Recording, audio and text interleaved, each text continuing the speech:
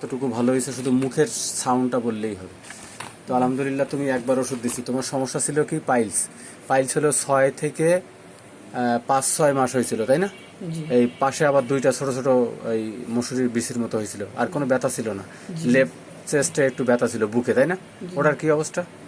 বুকে যে একটু ব্যথা ছিল, বুকে যে ব্যথা ছিল ওটা আলহামদুলিল্লাহ এখন ভালো, অনেক কম আলহামদুলিল্লাহ। আর রাইট সাইডে তোমার একটা ছিল, রাইট সাইডে একটা ওই ছোট মতো ছিল, মানে মাঝে মাঝে একটু বেরোতো, মানে মানে একটু পুজ মতো বেরোতো, এরকম মনে হতো নাকি একটু? হ্যাঁ।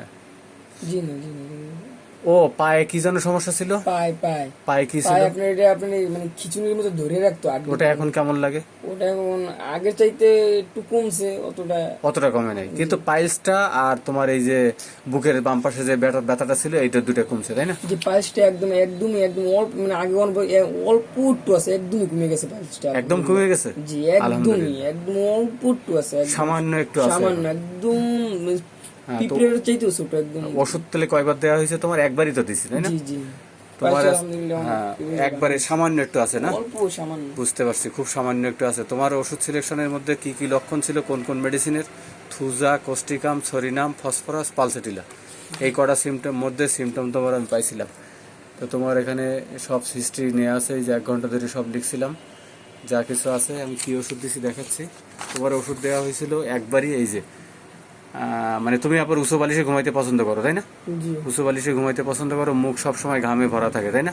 তাহলে তোমার আমি ওষুধ দিছিলাম হলো কোস্টিকাম।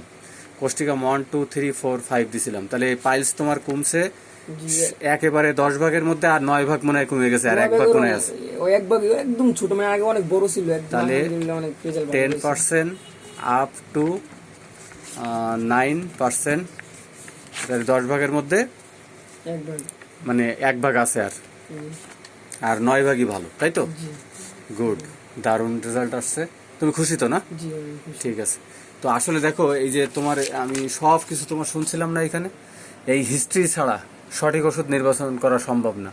তোমার আমি জিজ্ঞেস করছিলাম যে সিম্প্যাথেটিক মাইন্ড, তারপরে মানুষের মায়া বা দুঃখ কষ্ট, এগুলোতে তোমার অনেক বেশি মায়া লাগে।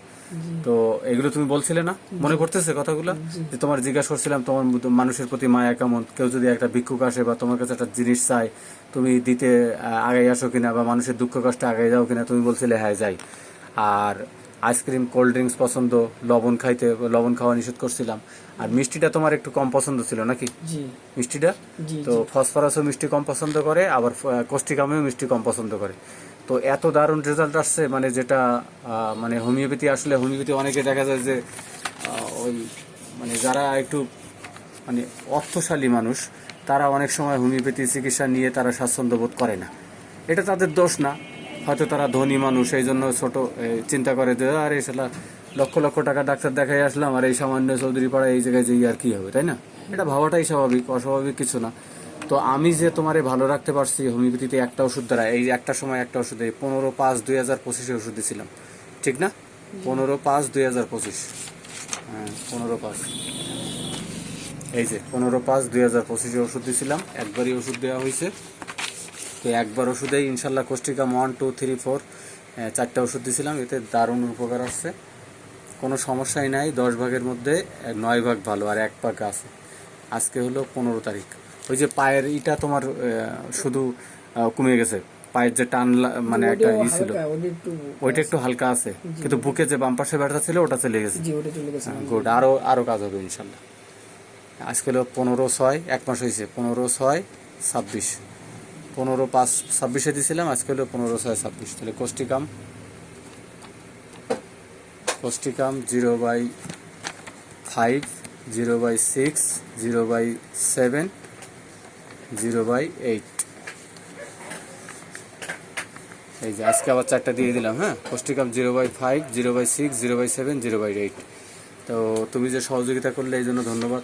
যে এই জন্য চিকিৎসা হবে একটা ওষুধ দিয়ে, treat the patient not the disease, formula হলো এটাই। আর রোগ যেটাই হোক, ওষুধ সিলেকশন হবে, যদি ওষুধ সিলেকশন সঠিক হয় তাহলে অবশ্যই কাজ করবে।